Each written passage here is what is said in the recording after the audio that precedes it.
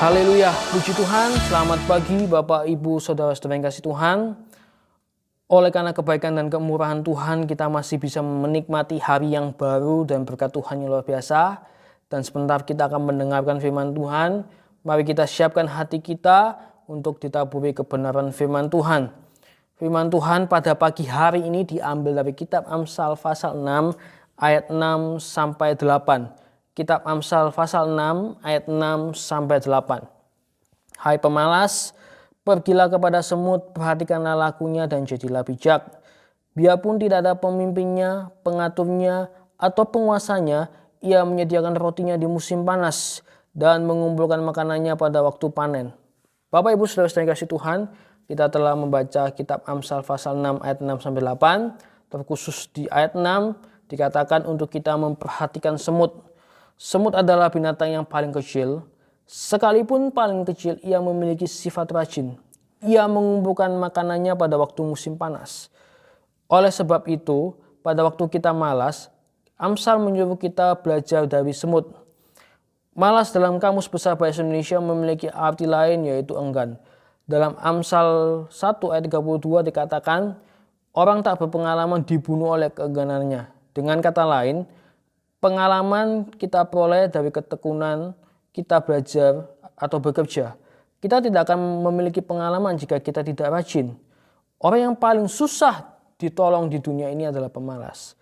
Lebih baik menolong orang bodoh yang memiliki kemauan untuk belajar. Ciri atau penyebab orang malas adalah orang malas terlalu senang dalam zona nyaman. Mari kita buka Alkitab kita dalam Amsal 6 ayat 9. Hai pemalas, berapa lama lagi engkau berbaring? Bilakah engkau akan bangun dari tidurmu? Zona nyaman adalah zona yang paling berbahaya. Karena di dalam zona nyaman dapat membuat orang menjadi malas atau enggan untuk bekerja.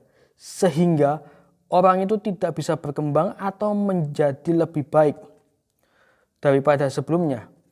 Kita harus keluar dari zona nyaman agar kita menjadi berkembang lebih baik. Akan tetapi seringkali kita juga tidak menyadari kita terjebak dalam zona nyaman. Kita perlu waspada supaya kita juga tidak terlalu nyaman atau terjebak dalam zona nyaman.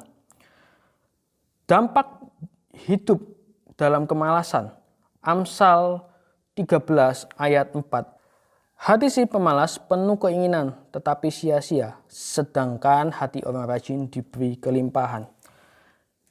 Jangan bermimpi Tuhan memberkati kita kalau kita hidup dalam kemalasan. Salah satu penghalang kita menerima berkat Tuhan adalah keengganan kita untuk bekerja atau belajar. Jika kita hidup dalam kemalasan, apapun yang kita inginkan hanya sia-sia, hanya sekedar angan-angan. Tetapi jika kita rajin dan tekun, Tuhan akan memberkati kita berlimpah-limpah. Pertanyaannya, bagaimana cara kita melawan kemalasan? Yang pertama, sadari dan ingat tujuan kita diciptakan. Mari kita buka Alkitab kita dalam kitab Kejadian pasal 1 ayat 28. Kitab Kejadian pasal 1 ayat 28. Allah memberkati mereka. Lalu Allah berfirman kepada mereka, beranak cuculah dan bertambah banyak. Penuhilah bumi dan taklukkanlah itu. Berkuasalah atas ikan-ikan di laut dan burung-burung di udara dan atas segala binatang yang merayap di bumi. Saat rasa malas itu datang dan rasa enggan itu menghampiri kita, ingatlah tujuan Allah menciptakan kita. Allah menciptakan kita adalah untuk bekerja, bukan untuk bermalas-malasan. Yang kedua, jangan bersungut-sungut. Mari kita buka Alkitab kita dalam Filipi 2 ayat 14. Lakukanlah segala sesuatu dengan tidak bersungut-sungut dan berbantah-bantahan. Bersungut-sungut adalah salah satu hobi orang malas.